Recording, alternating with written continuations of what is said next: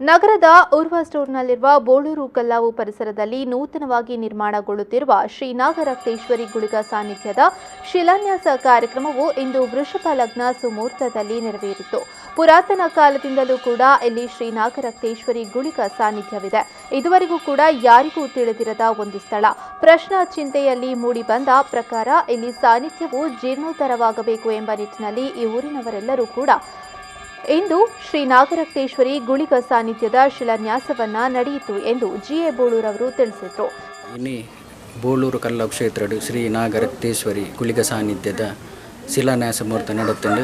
ಒಂದು ಪುರಾತನ ಕಾಲೋರ್ದಿಂಚಿ ಬೈದಿನ ಒಂಜಿ ಕ್ಷೇತ್ರ ಇನಿಮುಟ್ಟ ಒಂಜಿ ಏರಿಗಳ ಗೊತ್ತಿಜ್ಜಾಂಡ್ ಅಂಚ ಪ್ರಶ್ನೆ ಚಿಂತನೆದ ಮುಖಾಂತರ ಮೂಲೊಂಜಿ ಸಾನ್ನಿಧ್ಯ ಉಂಡು. ಒಂದೇನು ಜೀರ್ಣೋದ್ಧಾರ ಓಡು ಪನ್ಪುನೊಂಜಿ ತೆರೆದು ಬೈದನು ಅಂಚ ಮಾತ ಊರ್ದಕುಲು ಮಾತ ಸೇಡ್ದಕುಲು ಊರ್ದಕುಲು ಪೂರ ಸೇಡ್ದು ಒಂದೊಂಜಿ ಶ್ರೀ ನಾಗರಕ್ತೇಶ್ವರಿ ಗುಳಿಗ ಸಾನ್ನಿಧ್ಯ ಆಯ್ನಾತ್ ಬೇಗ ಆ ಜೀರ್ಣೋದ್ಧಾರ ಆಪುನ ಟೈಮುಡು ನಿಕ್ಲೆಗ್ ತನು ಮನ ದನಟು ಎಂಕ್ಲೆ ಸಹಕಾರ ಕೊರ್ದು ಈ ಒಂಜಿ ಕ್ಷೇತ್ರ ಎಡ್ಡೆ ರೀತಿಡ್ ಬೆಳಗಡು ಪಂದು ನಿಕಲ್ಡ ಈ ಮುಖೇನ ಯಾನು ಕೇನೊಂದುಲ್ಲೆ.